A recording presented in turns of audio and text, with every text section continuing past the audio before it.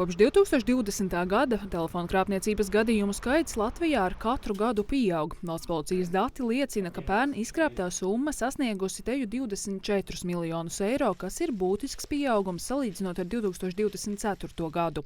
Aptuveni 30% gadījumu krāpnieki izmanto nereģistrētas simkartes, kuras var bieži mainīt, paliekot anonīmi. Lai to ierobežotu, pēc iespējas ātrāk plānots veikt izmaiņas likumā, lai ierobežotu nereģistrētu simkaršu lietošanu. Ja Latvija kavēsies ar šo, tad mēs arī zināmā mērā kļūstam pievilcīgāki tiem pašiem krāpniekiem.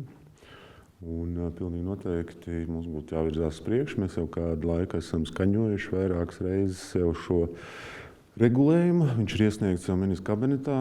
Es ceru, ka mēs tiešām spēsim faktiski proaktīvi un aktīvi to pieņemt. Nereģistrētas simkartes ierobežo arī citvieta Eiropā. Piemēram, Lietuvā obligāta reģistrācija ieviesta jau pērn. Tur pērkot simkarti jāuzrāda personu apliecinošs dokuments un adrese valstī.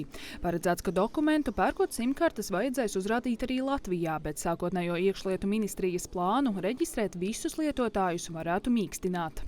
Iespējams, ka varbūt racionālāk ir iet uz priekšu un attiecināt to uz jauniem klientiem no spēkā stāšanās brīža. Tā kā iesim šo ceļu visticamāk, lai neiestiktu atkal garās diskusijās, jo īsti laikam arī nav laika daudz diskutēt, jo krāpniecības šis apjoms aug, kā mēs redzam pa gadiem, un, protams, arī jārīkojās. Prasība kopumā ir atbalstāma arī no Latvijas Informācijas un komunikācijas tehnoloģijas asociācijas puses. Tomēr asociācija pauž bāžas par doto īstenošanas laiku.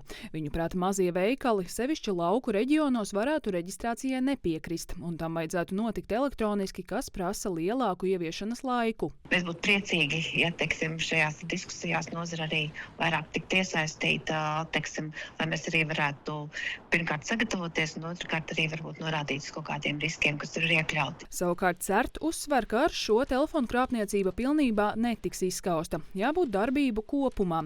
Jau tagad telekomunikāciju operatori identificē iespējamos krāpnieku zvanus, kā arī iedzīvotājiem ir pieejams DNS ugunsmūris. Tomēr pati svarīgākā ir sabiedrības izglītošana. Tas ir labi, ka tāda aktivitāte notiek un kaut kādas ierobežojumus veido, kas noteikti varētu ietekmēt uzbrucēju infrastruktūras plānošanu. Tātad, tas, ka Latvijā viņiem būtu sarežģītāk veidot šīs tā saucamās simbox fermas, ja, kur būtu iespēja uzbrucējiem uzrunāt Latvijas sabiedrību krāpnieciskos nolūkos, zvanot viņiem no Latvijas numuriem. Visticamāk, tas netiks izskausts, bet tas būs sarežģītāk. Likumprojekts pašlaik ir iesniegts ministru kabinetā. Pēc tam par likuma izmaiņām vēl lems Saeima. Iekšlietu ministrs cer, ka tas stāsies spēkā vēl pirms vasaras. Aleksandrs Traume, Māris Jurgensons, Latvijas televīzija.